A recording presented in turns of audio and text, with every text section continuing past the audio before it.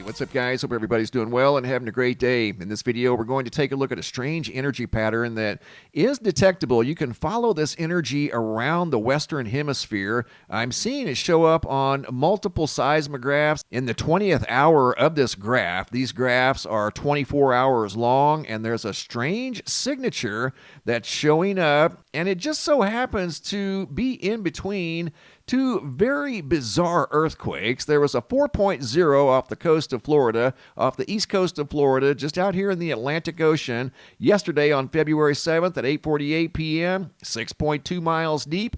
4.0 off the coast of Cape Canaveral. There was another very rare earthquake today down in southern Australia, of all places, in Melbourne, February 8th at 6:49 a.m. This earthquake, too, was 6.2 miles deep, and it falls in between this weird energy pattern that you can follow around the Western Hemisphere. And you can see this is in the 20th hour. This line right here represents 60 minutes, and this signature right here appears at around the 12-minute mark of the 20th hour in Hockey, Texas. Come over here to the Solomon Islands. You can see the same signature in the 20th hour. However, it is detectable at around 21 minutes. You can follow this signature all around the Western Hemisphere in the 20th hour. I'll show you more examples. There's some examples right here in Cathedral Cave, Missouri, in the 20th hour at around the 15-minute mark.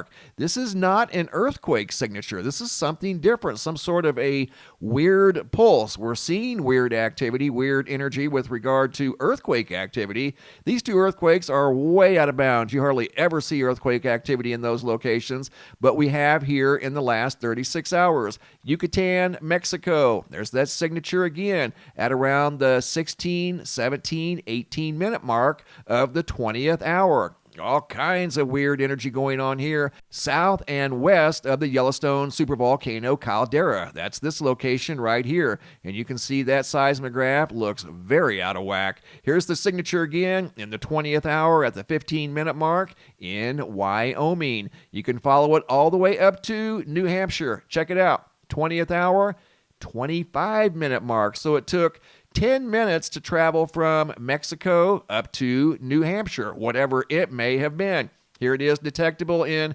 Waterbury, Vermont. Check it out, right there at the 26-minute mark. There's that pulse again, detectable in Vermont, detectable in Maine, right there at around the 27-minute mark. And this signature was detectable down in Santo Domingo, Venezuela. 20th hour, right there.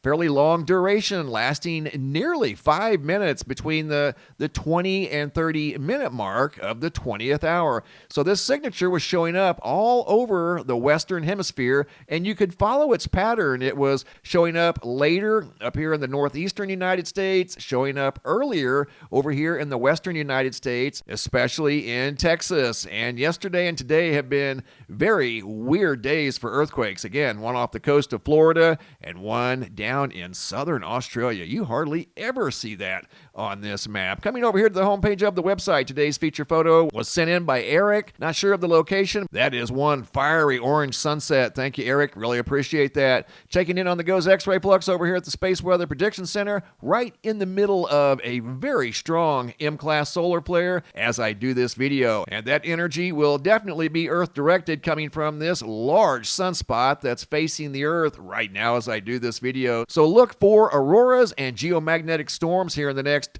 48 to 72 hours. Checking in on the Schumann resonance, all in all pretty quiet. The last 6 days, there has been a little bit of activity in the last 12 hours, but nothing major. I wouldn't even really consider that a spike, but it is something. We haven't seen much on here in the last 7 days. Hopping over to the Yellowstone supervolcano caldera, looking at the seismographs that monitor the mighty supervolcano. Still showing earthquake activity up here in the northwestern quadrant of the caldera. Other than that, pretty quiet.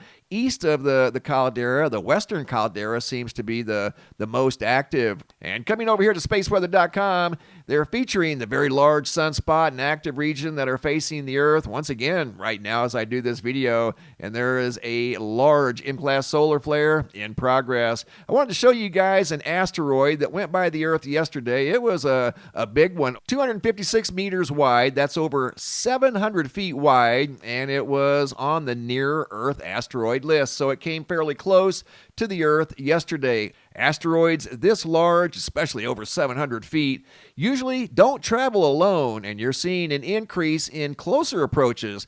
Today saw one at 0.6 LD, that's between the Earth and the Moon, about the size of a truck. There's another one tomorrow, 1 LD, that's the distance between the Earth and the Moon, and that one is the size, again, of a large pickup truck. So it looks like this large asteroid that passed the Earth yesterday has a large family, and it looks like some of his family members are making even closer approaches to the Earth tomorrow, the next day, and the following day after that. And maybe this mysterious energy in the Western Hemisphere is responsible for these large tsunami-like mysterious waves that are making their presence known in the Grand Cayman Islands. Check out this video footage by Lenton of these huge waves coming up into this business district. Those are huge waves, once again, showing up in the Grand Cayman Islands. Thanks for watching. Have a super day, and be safe out there.